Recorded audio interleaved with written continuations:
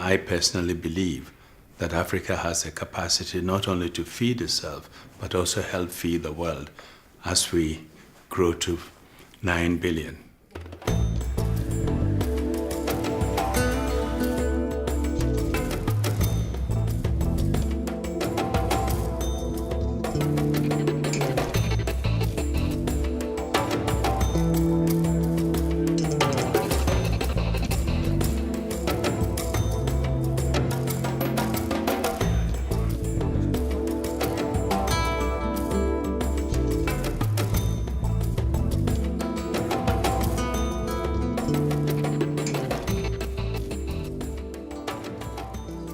In agriculture, you have smallholder farmers producing most of the food, and most of them are women.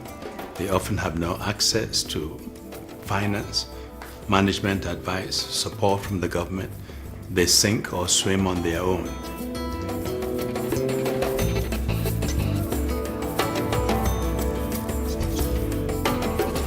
We discussed about what's the role of governments, starting from the governments of the developed world as well as governments back in Africa.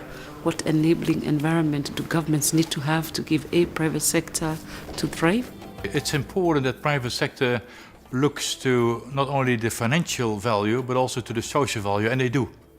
Because they start to understand that investing on socially and global public goods, that also that eventually benefit also business. That's important. There's where business and NGOs and government will find each other.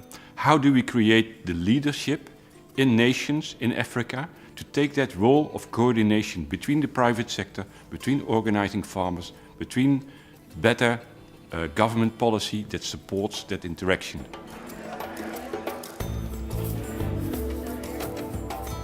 It's of course very convenient that the public sector, and even in development cooperation, is retreating. Less budgets available. So the public sector is also looking for ways to engage with the private sector because they just can't, let's say, control the development agenda themselves anymore.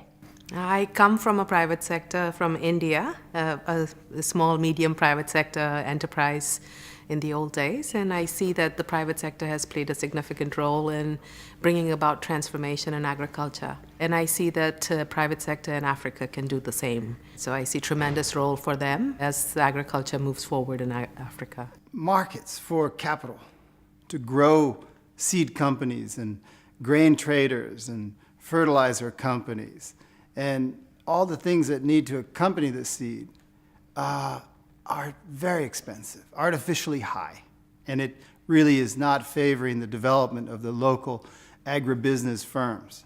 The banks are lending at 20+%, and they can't start a business with that amount of money. So we've actually seen some of the venture capital funds operating profitably, making loans at only 10%.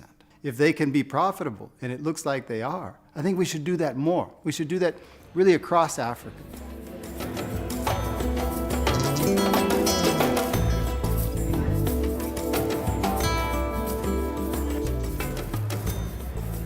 I was very much inspired by the fact that AGRA is really looking at not only the smallholder, what he should produce, but for the whole food chain. They call it the food system.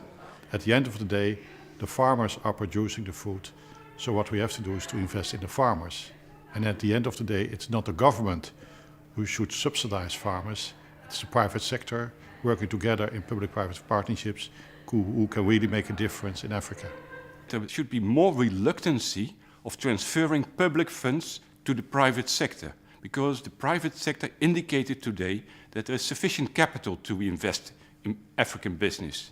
But what they need more is capacity and coordination of value chains so that the private sector can take up that challenge.